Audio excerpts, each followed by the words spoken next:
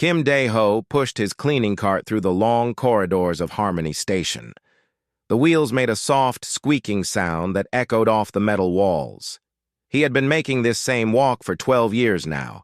Every morning at 6:30, he started his rounds. Every evening at 7, he finished. The aliens who lived and worked on the station barely noticed him anymore. Harmony Station was huge. It floated in space between the territories of different alien species. This made it neutral, ground where aliens could meet and talk without fighting.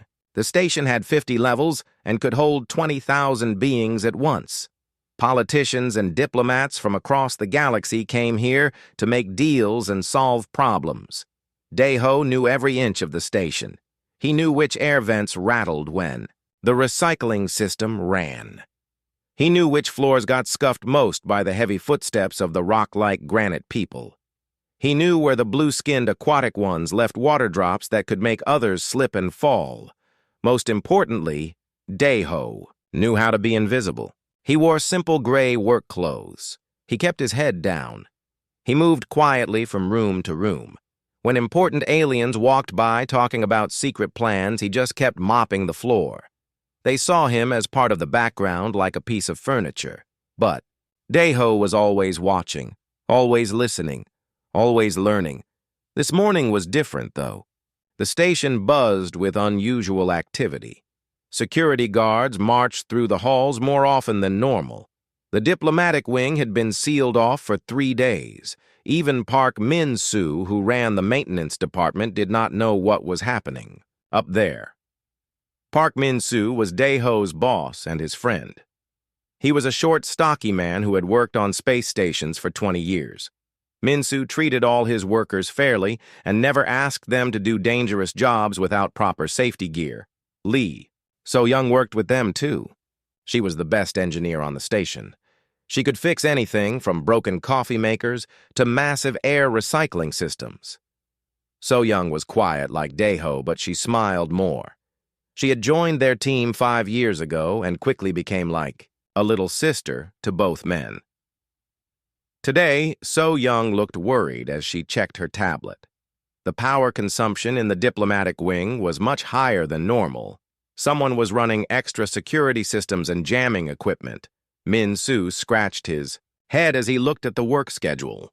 3 cleaning teams had been turned away from the diplomatic wing this week. The aliens up there said they would handle their own cleaning. This never happened before. Dae-ho finished mopping the main lobby and moved toward the service elevators. A group of tall aliens in fancy robes walked past him, speaking in hushed tones. He recognized them as Valorian diplomats. The Valorians looked like humans, but were 8 feet tall with silver skin and no hair. They thought they were superior to most other species. Behind them walked 3 shorter aliens with blue-gray skin and multiple arms. These were from the Nexari Collective. The Nexari were masters of technology. They could build computers smaller than fingernails and ships faster than light. But they looked down on species they thought were primitive. The 2 groups hated each other. For 300 years they had fought over territory and resources. Seeing them walk together peacefully was strange. Dae-ho made a mental note to remember this. The service elevator took him to level 42. This was the highest level regular maintenance staff could access. Above this were the private diplomatic suites where the most important aliens stayed during major negotiations. As Dae-ho cleaned the hallway, he noticed something odd. The carpet showed recent foot traffic patterns that did not match the official visitor logs. Someone had been meeting in secret rooms that were supposed to be empty. He also found something interesting in a waste disposal unit. It was a small data chip that looked Nexari in design. The chip had been broken in half, but not completely destroyed. Dae-ho slipped it into his pocket. Maybe So-young could recover some information from it later. The day continued normally until late afternoon. Dae-ho was cleaning near the security checkpoint when alarms began blaring throughout the station. Red warning lights flashed in the corridors. The automated voice system announced a security breach in the diplomatic wing. Security teams ran past Daeho toward the elevators. He pressed himself against the wall to stay out of their way. Through the chaos, he heard someone shouting orders in the Keth-Mori language. The Keth-Mori were an ancient alien race known for their wisdom and strategic thinking. Their Empress Veltara was visiting the station for important peace negotiations. 20 minutes later, the alarms stopped. The warning lights went back to normal. Security guards moved through the station, checking every room and corridor. They questioned several aliens, but seemed to find nothing suspicious. Daeho finished his cleaning duties and headed back to the maintenance office. Min-Soo and So-Young were waiting for him with concerned looks on their faces. Min-Soo spoke first. Someone tried to kill Empress Veltara this afternoon. The assassin got away, but the Empress was hurt. She refused medical treatment from the station doctors and returned to her private suite. So-Young added more details. The security footage had been mysteriously corrupted. The weapon used was not found. Nobody saw the attacker clearly. The whole thing seemed impossible given the heavy security around the diplomatic wing. Daeho listened to his friends but said nothing about what he had observed. He had learned long ago that maintenance workers who knew too much sometimes found themselves transferred to remote mining stations. That evening, as he finished his final cleaning round, Daeho decided to check the service passages near the diplomatic wing. These narrow corridors were used by maintenance staff to access water pipes and electrical systems without disturbing important guests. As he moved through the dimly lit passage, he heard a soft sound ahead. Someone was crying. The sound was coming from a small utility room used to store cleaning supplies. Daeho approached carefully. The door was slightly open. Inside, he could see a figure sitting on the floor leaning against the wall. It was Empress Veltara. The Empress was tall and elegant like all Keth-Mori. Her skin had a slight purple tint, and her eyes were larger than human eyes. She wore simple clothes instead of her usual ceremonial robes. Dark blue blood stained her left sleeve where she had been wounded. She looked up when she heard Daeho's footsteps. For a moment, they stared at each other in surprise. Then the Empress spoke in perfect English. "You are the human custodian. I have seen you cleaning these halls for years. You move like a ghost through this station." Daeho nodded slowly. He had no idea what to say to an alien Empress hiding in a supply closet. The Empress continued speaking. Her voice was tired and full of pain.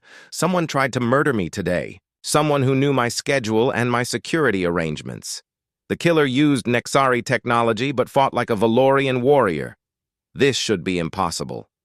She stood up slowly, wincing from her injury. "I cannot trust the station's security. I cannot trust my own guards. Everyone who knew I would be alone in that corridor today is a suspect." Daeho found his voice. "You need medical attention, Your Majesty. That wound could become infected." The Empress shook her head. "Keth-Mori healing is different from other species. I will survive. But I need to reach my ship safely. The passages I know are all watched by security cameras." Daeho thought for a moment. Then he made a decision that would change both their lives forever. "I know a way," he said quietly. "The maintenance tunnels connect to the docking bay. No cameras, no guards. But you will have to trust me." The Empress studied his face for a long time. Finally, she nodded. "Lead the way, Custodian. It seems the fate of my empire now rests in the hands of a man whose name I do not even know." "My name is Kim Daeho," he replied, as he opened his cleaning cart to hide her royal robes. "And I promise to get you home safely, Your Majesty." 3 days after helping Empress Veltara escape through the maintenance tunnels, Daeho returned to his normal routine. He cleaned floors and emptied trash bins just like before. But everything felt different now. He found himself looking over his shoulder more often. He noticed which security guards were asking questions about the night the Empress disappeared. The official story was simple. Empress Veltara had left Harmony Station suddenly due to urgent business on her homeworld. The assassination attempt was being investigated, but no suspects had been found. Most aliens accepted this explanation and moved on with their lives, but Daeho knew the truth. He had helped the most powerful ruler in the galaxy escape like a fugitive in the night. The memory of her grateful smile as she boarded her ship would stay with him forever. News from the Kethmori Empire arrived through the communication networks that So Young monitored as part of her engineering duties. The reports were not good. 3 of the outer colony worlds had lost contact with the capital. Pirates calling themselves the Bratak Hordes were attacking trade ships and stealing supplies. The Noble Council was demanding answers from their Empress. So Young shared this information with Daeho and Minsu during their lunch break. She looked worried as she read from her tablet. The Kethmori have ruled their territory for over 1,000 years. They have never faced a crisis this bad before. Minsu chewed his rice thoughtfully. Maybe the assassination attempt was connected to these other problems. Someone wants to weaken the Empire by removing their leader. Daeho listened but said nothing. He had been thinking the same thing since the day he helped the Empress escape. The attack on Harmony Station felt like part of a larger plan. Over the next week, strange things began happening around the maintenance department. Other workers started approaching Daeho with small problems they needed help solving. It began with Jin Hayami, who worked in the translation department. Hayami was young and nervous. She had only been on Harmony Station for 6 months. Her job was to help aliens communicate when their translation devices failed. She came to Daeho because she had overheard something disturbing. 2 Valorian diplomats had been speaking in their ancient language, thinking no one could understand them. But Hayami had studied ancient Valorian texts in university. She heard them talking about secret weapons shipments and something called the Sleeping Blade Project. Daeho advised her to report this to station security. But Hayami was afraid. The Valorians were important guests. If she accused them wrongly, she could lose her job. If she was right, she might lose much more than her job. A few days later, Choi Woo-jin from Communications came to see Daeho. Woo-jin was a technical expert who maintained the massive computer systems that connected Harmony Station to the rest of the galaxy.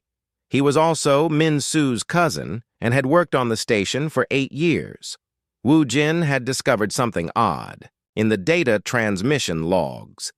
Someone had been sending encrypted messages from the station to locations in Bratak territory. The messages were hidden inside routine maintenance reports. Only someone with high-level access could do this, like Hayami Woo-jin was afraid to report what he had found. The evidence pointed towards someone in station leadership. Accusing the wrong person could end his career or worse. More workers came to Daeho over the following days. Nam Ji-eun from Food Services had noticed that certain alien diplomats always requested private dining rooms when specific other aliens were visiting. The pattern suggested secret meetings that were not on any official schedule. Park Dong-hyun from the loading docks reported that weapons were being shipped to the station disguised as medical supplies and research equipment. The manifests looked official, but the actual contents did not match the paperwork. Each person who approached Daeho was afraid to speak up through official channels. They had all noticed the same thing. The people in charge were either corrupt or incompetent. The workers who kept the station running had better information than the leaders who made the decisions. Daeho found himself becoming an unofficial coordinator for these concerned workers. He listened to their reports and helped them see connections between different pieces of information. Slowly, a picture began to form of corruption and conspiracy, reaching to the highest levels of station management. The breakthrough came when So Young successfully recovered data from the broken chip Daeho had found. Working late in the engineering workshop, she managed to piece together fragments of the encrypted files. What she found made them all realize how serious the situation really was. The chip contained communication logs between Nexari agents and someone identified only as the Noble Serpent. The messages discussed payments for information about Empress Veltara's schedule and security arrangements. They also mentioned a plan called Operation Quiet Crown that would remove the Empress and install a more cooperative leader. So Young printed the recovered files and brought them to Daeho and Min Su. The three friends sat in the empty maintenance office reading through the evidence. The scope of the conspiracy was bigger than any of them had imagined. Min Su spoke first after they finished reading. This noble serpent person is someone close to the Empress, someone she trusts with her most important secrets. So Young nodded grimly. And the Nexari are providing technology and support in exchange for future trade deals. When the new leader takes power, the Nexari will get exclusive rights to Kethmori resources. Daeho thought about the Empress hiding wounded in that supply closet. She had been right to trust no one in her inner circle. The betrayal came from someone very close to her. That night, Daeho made a decision that would change his life forever. He asked Wu Jin to send a private message to the Kethmori capital world. The message was simple and unsigned. It contained coordinates for a secure communication channel and a single sentence. The custodian who helped you escape has information about the Noble Serpent. 2 days later, Daeho received a reply through the same channel. The message was also brief, but he recognized the formal language patterns of Kethmori royalty. The Empire is grateful for past assistance. Current situation is worse than you know. 3 worlds lost to raiders. Noble Council demands abdication. Trusted advisor Duke Zephron leads opposition. Cannot determine who to trust. Daeho stared at the message for a long time. Duke Zephron was the Empress's cousin and closest advisor. He was also the most likely candidate to be the Noble Serpent. The conspiracy was not just trying to kill Empress Veltara. They were trying to destroy her from within her own family. He typed a careful response. Hidden networks see patterns others miss. Request permission to share observations. Maintenance workers loyal to justice, not politics. The reply came within hours. Permission granted. Empire's fate may depend on eyes that see clearly. As Daeho prepared for sleep that night, he realized his quiet life was ending. Tomorrow he would begin sharing 12 years of observations with an alien empress fighting for her empire's survival. He was no longer invisible. He was no longer just a custodian. He was becoming something he never expected to be. He was becoming important. Outside his small quarters, the vast station hummed with activity. Aliens from dozens of species continued their endless political games. But now, Daeho knew something they did not know. The quiet human who cleaned their floors and emptied their trash was watching. And he was beginning to understand that sometimes the most important battles were fought not by warriors or politicians, but by ordinary people who paid attention to details others ignored. The game was changing, and Kim Daeho was about to change the rules. The message from Empress Veltara arrived at dawn. Wu Jin found Daeho in the maintenance office drinking his morning coffee and handed him the decoded transmission. The words were formal but desperate. Noble Serpent identity confirmed. Duke, Zephron leads conspiracy with alien support. 5 more worlds under attack. Noble Council meeting in 3 days to vote on my removal. Cannot trust anyone in court. Will arrive at Harmony Station tomorrow for emergency consultation. Request absolute secrecy. Daeho read the message twice, then deleted it from the system. An alien empress was coming to ask a human janitor for help saving her empire. The situation felt impossible, but he had promised to assist her. Min Su and So Young arrived early for their shift. Daeho shared the news with his trusted friends. They would need to prepare for the Empress's secret visit while maintaining normal operations. So Young immediately began working on the technical challenges. How do you hide a royal ship in a busy spaceport without anyone noticing? she suggested, using Maintenance Bay 7, which was officially closed for repairs. The bay's computer systems were offline, making it invisible to standard tracking. Min Su handled the personnel issues. He assigned trusted workers to different areas of the station, creating a security perimeter without raising suspicions. If anyone asked, they were conducting routine deep cleaning in preparation for upcoming diplomatic events. That afternoon, unexpected news arrived through the communication networks. The Galactic Council announced that Harmony Station would host emergency peace talks between the Valorian Empire and Nexari Collective. The two species had been fighting for 3 centuries, but now claimed they wanted to end their conflict. Deho found this timing suspicious. The Empress was coming to investigate a conspiracy involving both the Valorians and Nexari. Now, suddenly, these enemies wanted to make peace on the same station. This could not be a coincidence. Yemi from Translation Services brought more disturbing information. She had been assigned to help prepare for the peace talks. The preliminary documents she received contained unusual clauses about territory, sharing, and resource allocation in Keth Mori space. Why would the Valorians and Nexari be discussing another species' territory in their peace agreement? That evening, Empress Veltara's ship arrived using false identification codes that So Young had provided. The vessel looked like a standard diplomatic transport, but Deho could see the advanced weapons systems hidden beneath its ordinary appearance. The Empress came alone except for a single bodyguard. She looked older than when Deho had last seen her.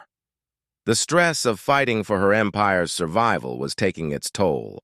Dark circles under her large eyes showed she had not been sleeping well. They met in the same maintenance office where Deho spent his days. It felt strange to host alien royalty in such humble surroundings, but the Empress seemed comfortable. She sat in a simple plastic chair and accepted the cup of coffee that So Young offered. "Your message said you have observations about patterns others miss," the Empress began. "My empire is dying while I struggle to identify all my enemies. 3 species who have hated each other for centuries now work together against me. How is this possible?" Deho had spent days preparing for this question.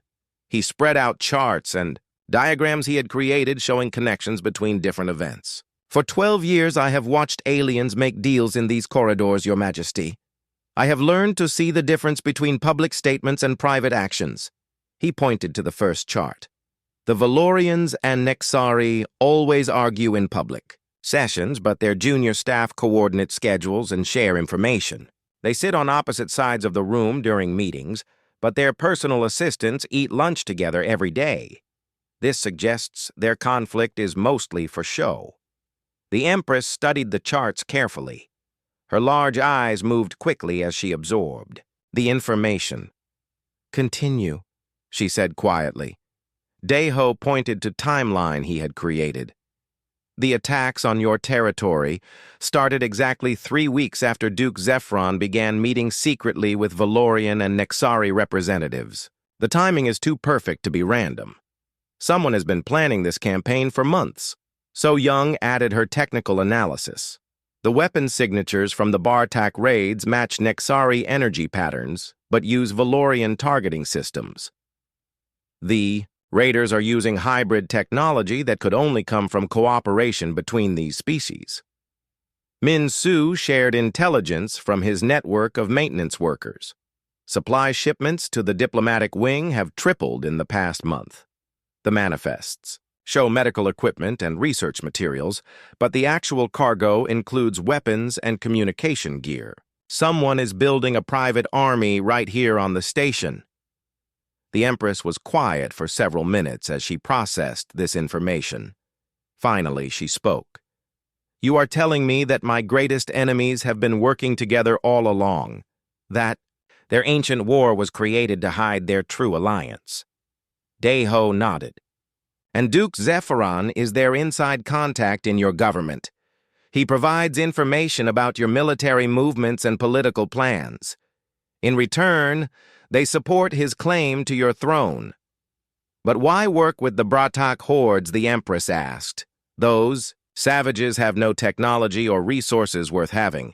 The answer came from Wu Jin, who had been monitoring communication networks. The Bratak are not partners, Your Majesty. They are tools. The Valorians and Nexari provide them with ships and weapons, then point them at your territory. When the raids succeed, the conspirators claim you are weak. When the raids fail, they can always blame the primitive Bratak for acting on their own. The Empress stood and walked to the small window that looked out at the stars. So my cousin orchestrates my empire's destruction while pretending to support me. My enemies unite against me while claiming to hate each other, and savage raiders attack. My people with weapons provided by civilized species who publicly condemn such violence. She turned back to face Dae-ho. You see patterns that trained diplomats and military advisors have missed. Why do you think this is? Dae-ho had thought about this question many times. Because I am invisible, Your Majesty. Important people act naturally around me because they do not think I matter. I see who they really are when they are not performing for an audience. Also, he continued, I clean up after them. I empty their trash and repair what they break. You learn a lot about people by seeing what they throw away and how they treat things they think no one else will see.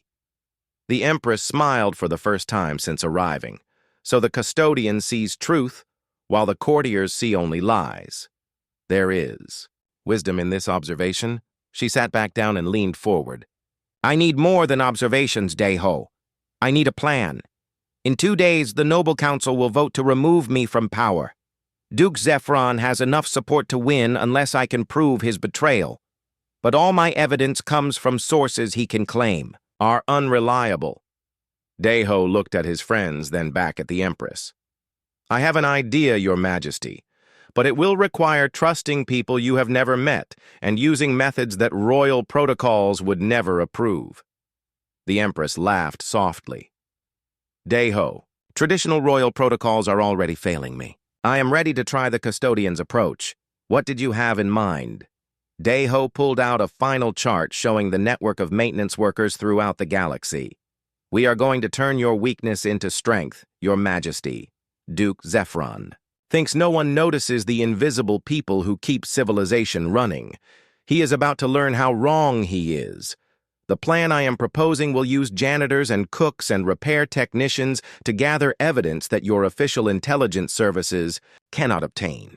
We will coordinate through maintenance schedules and supply deliveries.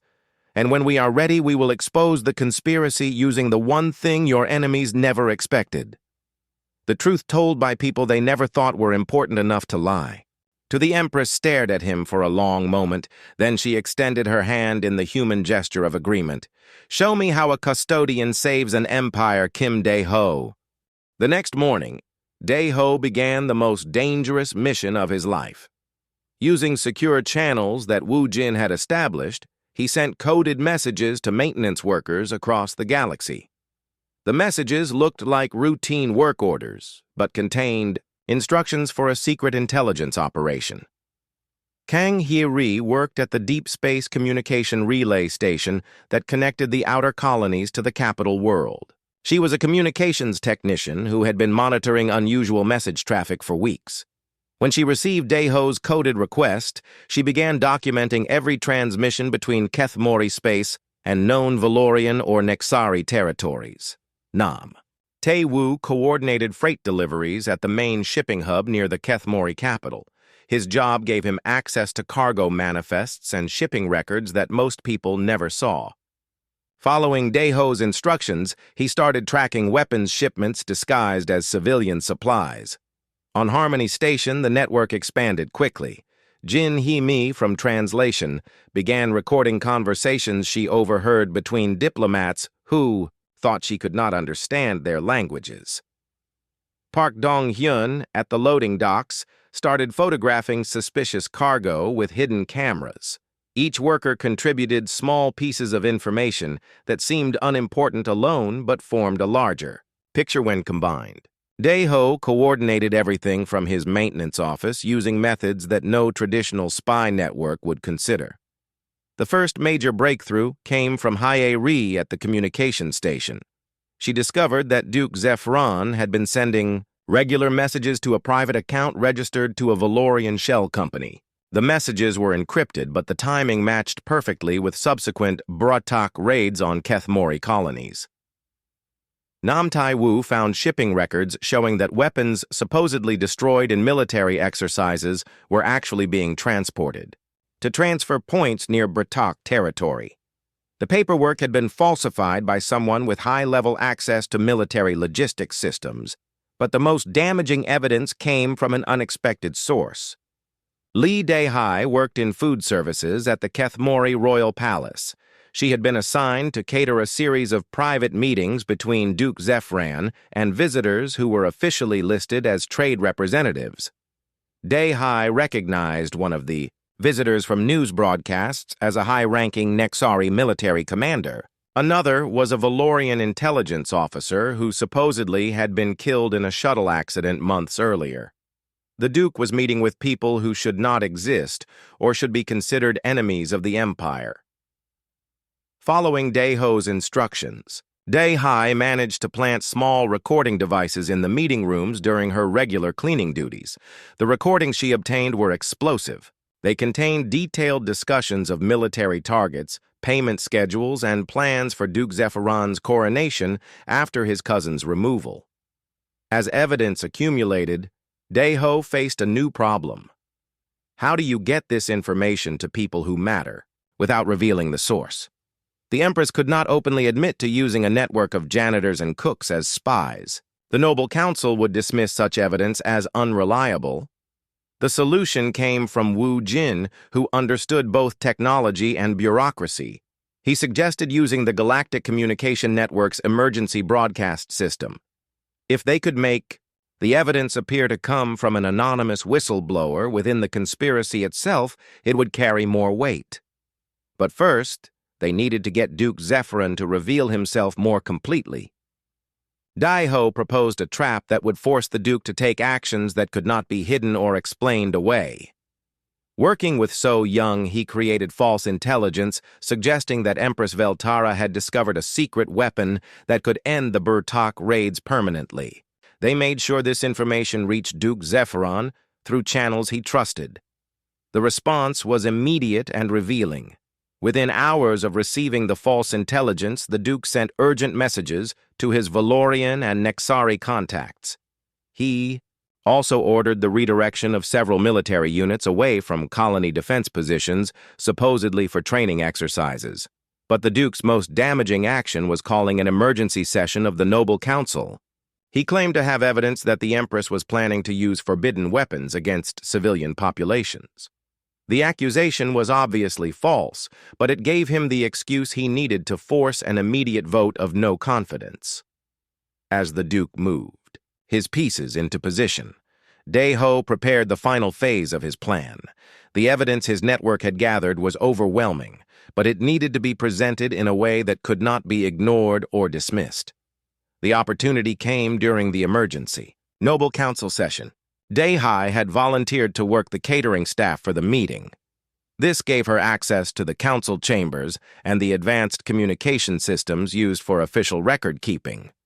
Following Deho's precise instructions, Dehai uploaded the evidence files directly to the council's data network during the session. The files appeared to come from Duke Zephyron's own communication account, making it look like he had accidentally transmitted his secret correspondence. The recordings of his meetings with enemy agents began playing through the chamber's speakers, in the middle of his speech accusing the Empress of treason. The shipping records and communication logs appeared on every screen in the room. The effect was devastating. Duke Zephyron tried to claim the evidence was falsified, but the technical signatures proved the files had come from his personal systems. Council members who had been ready to vote against the Empress suddenly found themselves staring at proof of her cousin's betrayal. But the Duke had one final card to play. As the council erupted in chaos, he triggered a prearranged signal. Armed, soldiers wearing Brutak armor but carrying Nexari weapons stormed the council chambers. The false flag attack was designed to make it look like the savage raiders had somehow infiltrated the capital. The plan might have worked, except for one thing the conspirators had not considered. Daeho had anticipated this possibility and prepared a counter-move.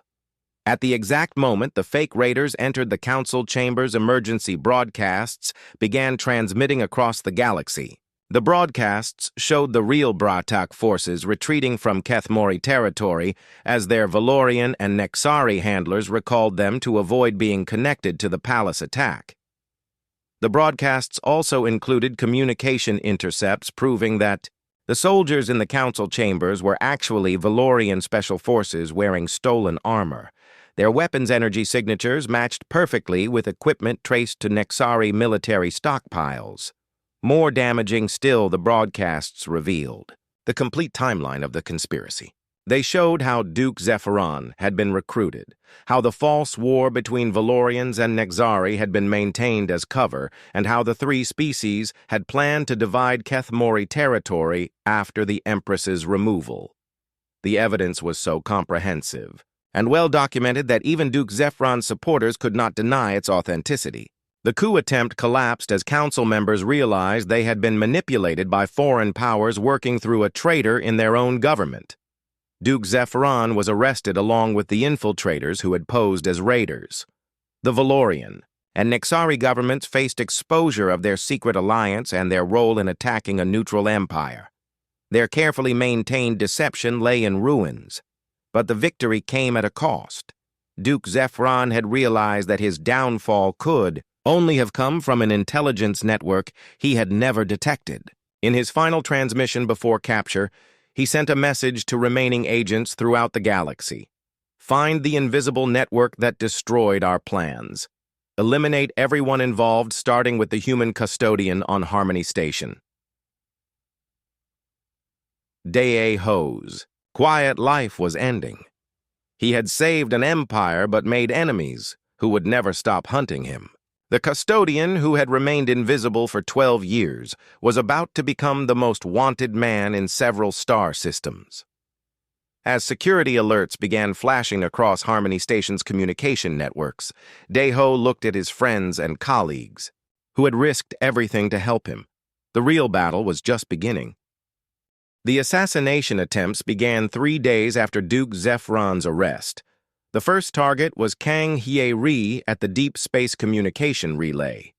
She survived only because a power outage forced her to work in a different section of the facility. When the bomb exploded, Nam Tae-woo was attacked by masked gunmen at the shipping hub, but escaped through maintenance tunnels he had learned about from Daeho's network. Lee Da-hai disappeared from the royal palace and was presumed dead until she sent a coded message saying she had gone into hiding. On Harmony Station, security alerts warned of possible terrorist infiltration. Station management increased patrols and restricted access to sensitive areas. They had no idea that the terrorists were hunting the custodian who cleaned their offices every day. Daeho knew he could not hide forever. The remaining members of Duke Zephyron's conspiracy had resources and connections throughout the galaxy. They would eventually find him and everyone who had helped him. But he also knew something his enemies did not understand. The network of invisible workers he had built was stronger than they realized. When you attack the people who keep civilization running, other invisible people notice. Maintenance workers across dozens of worlds began reporting suspicious activities. Food service staff started paying attention to conversations they overheard. Engineers and technicians shared information about unusual equipment orders and power consumption patterns. The hunt for Daeho's network was revealing the conspiracy's remaining agents faster than they could eliminate their targets. Each attack exposed new connections and led to more arrests. Empress Veltara used this information to launch a comprehensive investigation into corruption within her government and military. What she found shocked even her. The conspiracy had been growing for years, involving hundreds of officials who had been bought or blackmailed into cooperation. More importantly, she discovered that the Valorian-Nexari alliance was much larger than anyone had suspected. The two species had been secretly working together for decades, using their fake war as cover for covert operations against dozens of other civilizations. The evidence Daeho's network had gathered was just the beginning. As investigators dug deeper, they found proof of similar conspiracies targeting other species throughout the galaxy. The granite people's mineral rights disputes, the aquatic one's territorial conflicts, and the crystal beings' trade wars all showed signs of Valorian Nexari manipulation. This revelation transformed the situation completely. What had begun as one empire's internal crisis became a galactic scandal that threatened to destabilize interstellar politics. Species that had been fighting each other for generations realized they had been manipulated by the same hidden alliance. The Galactic Council called emergency sessions to address the crisis. Representatives from affected civilizations demanded answers and justice. The carefully maintained balance of power that had existed for centuries was crumbling as the scope of the deception became clear. But the biggest change was how other species began to view humanity.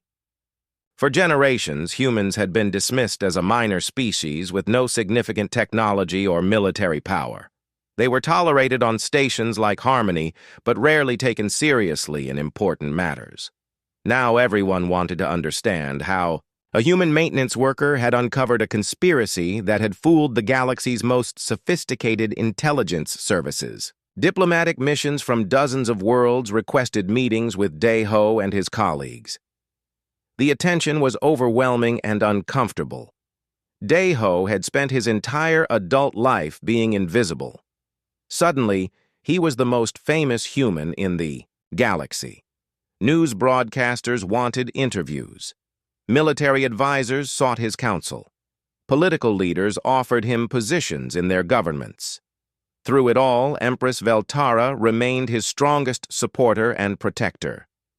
She established a special security detail to keep him safe while he helped investigators track down the conspiracy's remaining members. She also made sure the galaxy understood that humanity deserved recognition for their unique contributions. During one of the Galactic Council sessions, she gave a speech that would be remembered for generations. The Keth Mori have always prized wisdom above all other qualities, she said. We thought wisdom came from age and education and high position, but a human custodian has taught us that the greatest wisdom often comes from those who see clearly because they are not blinded by pride or politics. She continued, human beings possess a remarkable ability to find simple solutions to complex problems. They see connections that escape more advanced species because they approach challenges from unexpected angles. Most importantly, they value every individual's contribution regardless of their position in society. The speech changed how the galaxy viewed both humanity and the overlooked workers who kept civilization functioning. Maintenance staff engineers, food service workers, and communications technicians found themselves being consulted on matters that had previously been restricted to high-ranking officials. This shift created new opportunities, but also new challenges. Some species resented having their traditional hierarchies questioned by beings they considered inferior. Others worried that giving too much influence to common workers would destabilize their governments. The resistance was strongest among species that had the most to lose from increased transparency and accountability. Several Valorian and Nexari colony worlds declared independence rather than submit to investigations that might reveal their involvement in the conspiracy. But the momentum for change was unstoppable. Too many species had discovered evidence of manipulation in their own affairs. Too many workers had found their voices and were demanding to be heard.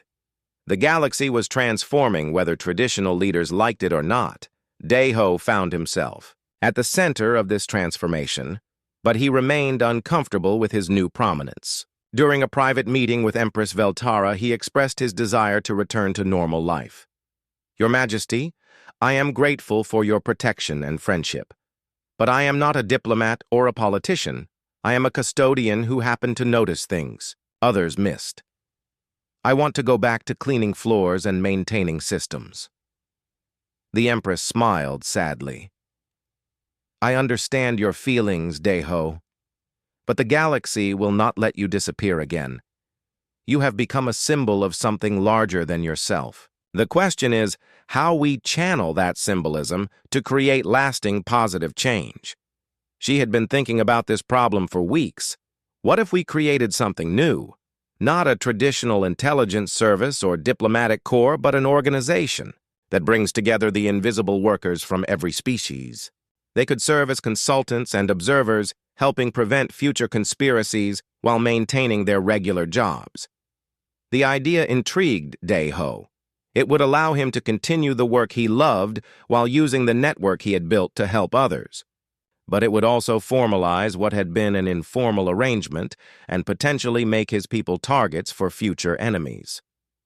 After careful consideration, he agreed to the Empress's proposal with one important condition. The organization would be voluntary and its members would retain their regular jobs and identities.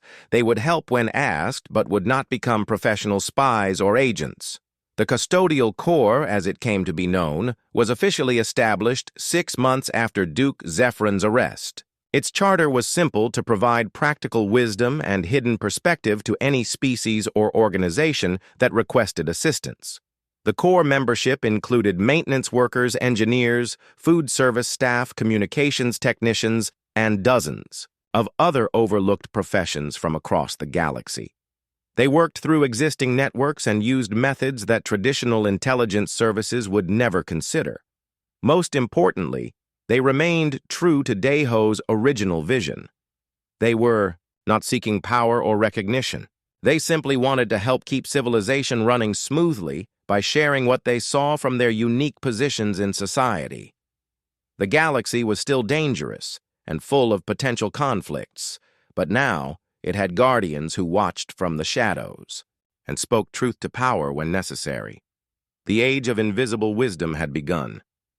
2 years had passed since the formation of the Custodial Corps, and Kim Dae-ho was still cleaning floors on Harmony Station.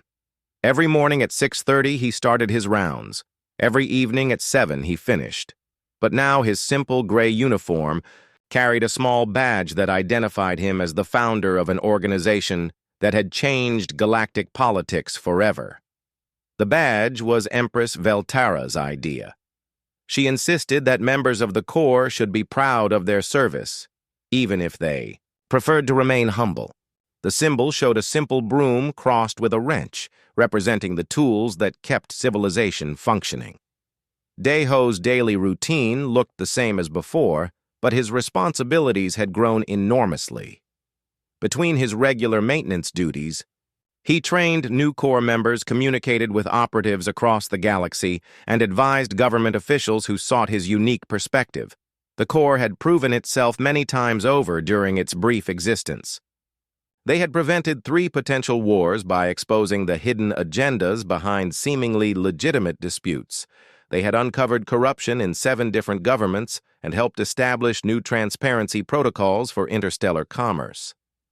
Most importantly, they had created a culture where the contributions of ordinary workers were recognized and valued. Maintenance staff throughout the galaxy no longer felt invisible. They knew their observations mattered, and that someone would listen if they reported problems. This morning brought news that would test everything Dae-ho had built. So Young hurried into the maintenance office with her tablet showing urgent messages from Corps members in the Outer Rim territories. A new crisis was developing. The hegemony of 5 suns was mobilizing its military fleets and demanding that 3 neighboring species submit to their authority or face destruction. The ultimatum gave the targeted worlds only 1 week to surrender. The situation looked hopeless. The hegemony controlled advanced weapons technology that far exceeded anything their enemies possessed. Their fleets outnumbered the combined forces of the threatened species by 10 to 1. Military analysts throughout the galaxy predicted a massacre. But Dae-ho's network was already providing a different perspective. Corps members working on hegemony worlds reported unusual patterns in supply deliveries and personnel movements. The massive military buildup was straining their economy and creating shortages of essential materials. More significantly, the mobilization had required calling up reserve forces and auxiliary units that included many species the hegemony had. conquered over the past century. These reluctant soldiers had no loyalty to their commanders and would likely desert if given the opportunity. Jinho Seok worked as a communications technician on the hegemony capital world. He reported that military commanders were using outdated encryption methods because their best programmers had been reassigned to propaganda duties. This meant their fleet coordination signals could potentially be intercepted and decoded. Park. Yeonji serviced the food distribution systems for hegemony military bases. She discovered that the rapid mobilization had disrupted normal supply chains, forcing commanders to rely on poorly preserved rations that would cause health problems if consumed for more than a few days. Each piece of information seemed small by itself, but together they revealed that the hegemony's impressive military display was built on shaky foundations. Daeho began to see possibilities that military strategists were missing. He requested a secure communication channel with the leaders of the threatened worlds. The response was immediate.